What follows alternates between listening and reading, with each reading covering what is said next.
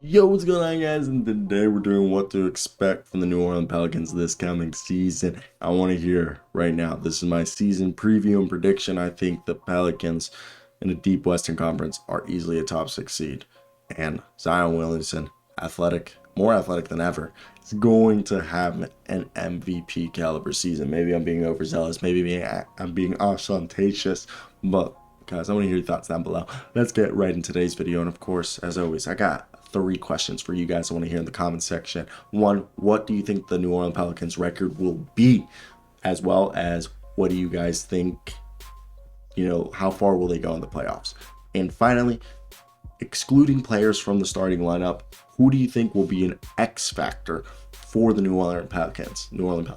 So let's get right in today's video. And of course, before we start today's video, I just hit 8,000. We're on the way to 10,000. If you guys want 150 videos a month, 5 videos a day regarding every facet of the NBA, then hit that subscribe button. It doesn't cost you anything. It's free. And if you guys don't enjoy it, you can always subscribe later. And let's get right into it. Let's talk about this Pelicans roster. And of course, the Pelicans have Deron Sebron on a 2-way, so they do have one more 2-way spot open. Currently on the roster is Jose Alvarado, John Butler, Zylan Cheatham, Dyson Daniels, their draft pick with the 8th overall pick, Devontae Graham, Jackson Hayes, Willie Hernan-Gomez, Bo Cruz's brother, Brandon Ingram, Herb Jones, Kyra Lewis Jr., coming off a torn ACL, Nanji Marshall, CJ McCollum, Trey Murphy III, their not lottery pick, but 17th overall pick last year, Larry Nance Jr., John Petty Jr. People forget how highly recruited John Petty was. Daquan Plowden, Deron Sebron, Garrett Temple, Jonas Valanciunas, and Zion Williamson. Now, currently, they are at 3, 6, 9, 12, 15, 18, 19, 20 players, one on a 2-way. So they have to cut 3 guys, and one of the guys are going to get a 2-way. Dude, I hope John Petty gets the other 2-way, and then they would most likely cut John Butler, Zylan Cheatham, and Daquan Plowden. But yeah, if you guys don't know who John Petty is, John Petty Jr., I just want to give him, first off, Deron Sebron is a guy who is a Swiss Army knife. He can do a little bit of everything. And he's a guy who could play like 1 through 3, maybe even 1 through 4. Hey, I don't think he could be a point guard, but he can pass. And for me, look, John Petty was, according to ESPN and Rivals, he was a 5-star recruit. For Scout and 24/7 Sports, he was a 4-star recruit. But he was a guy that chose Bama over Kentucky. And look, he played 4 years at Bama, and he was actually a guy who you could argue got better every year. He should have came into the NBA after his junior year, but he probably got his college degree. I gotta drink some water. I'm about to cough again. I feel like I need a cough, and it's the worst feeling in the world, and I hate it. But look, I think the thing is people don't realize is last year, John Petty is a guy who actually spent his entire season with the Birmingham Squadron because he signed as an affiliate player. And in my opinion, he's somebody who could shock. I don't know, this is a New Orleans Pelicans video, and we're going to get right into the Pelicans. I just want to give John Petty a little bit more of a thing. And he did not play that great for them in the Birmingham Squadron. He shot 35% from 3 and 38, but he's the guy that I have a favorite. Now, my biggest question with the Pelicans is, can Zion Williamson stay healthy? I think that's the biggest question. When Zion Williamson plays, he's played 85 games and he's averaged 30 a night. He's been one of the most dominant offensive forces. Obviously, he spent more time on the sidelines than he has on the court in his first 3 seasons. But if he's healthy, he's a major boost. It all comes down to how will the defensive fit of CJ McCollum, Brandon Ingram, and Zion Williamson work. Now, we all can assume the starting lineup is CJ McCollum, Herb Jones, Brandon Ingram, Zion Williamson, and Jonas Valanciunas, with Jackson Hayes, Larry Nance, Trey Murphy, Jose Alvarado, and that's where it gets interesting. Will it be Devontae Graham? Yeah, I think the 9-man rotation is CJ McCollum, Herb Jones, Brandon Ingram, Zion Williamson, Jonas Valanciunas.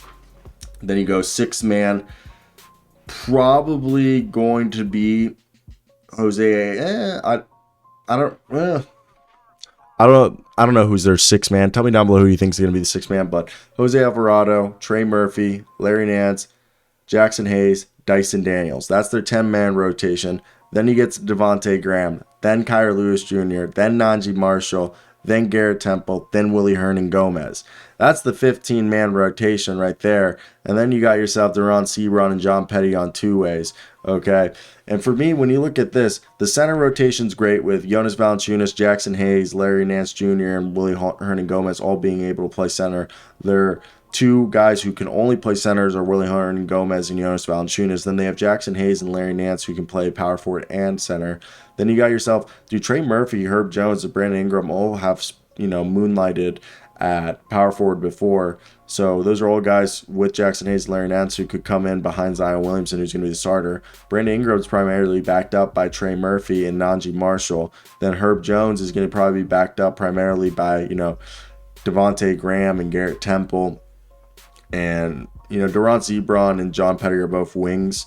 And then you got the guard rotation, which I like, is McCollum, Alvarado, Graham, and Kyra Lewis Jr. I think that's deep. And I have said in the past that I think you could see Kyra Lewis Jr. and Garrett Temple packaged together to maybe bring in, a more two-way guy to help, either a backup power forward or, a backup swing that they might be interested in. And that's definitely a position that they probably are looking at to find themselves players that they can bring in. And I think it's definitely something smart on their part if that's something that they're looking at.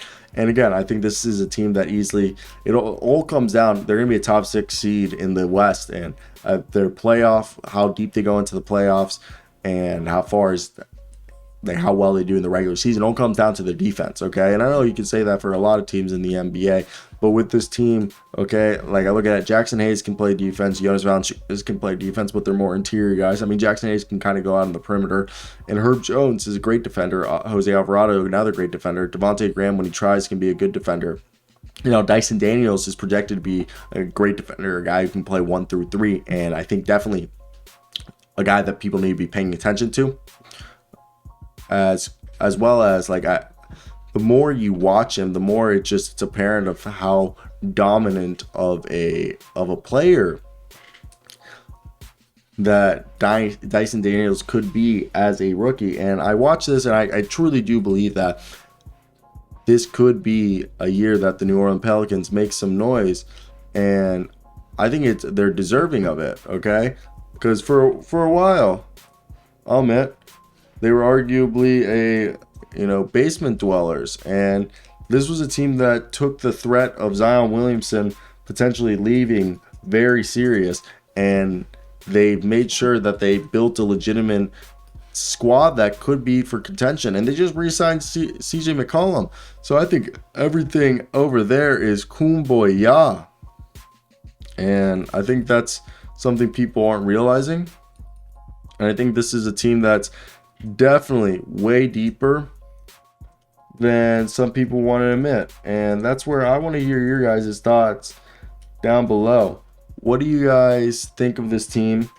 What will be the record? Also, I think the X Factor guy this season, I want to say Jose Alvarado, but even I want to say Dyson Daniels, but I'm going to go with our man Trey Murphy, who can be just a threat from downtown. And he was a good college player. He played at multiple schools, so he understands the grind. And yeah, so I want to hear you guys' thoughts. That's basically it for me. Check out our daily NBA show. Link is in the description. I love y'all.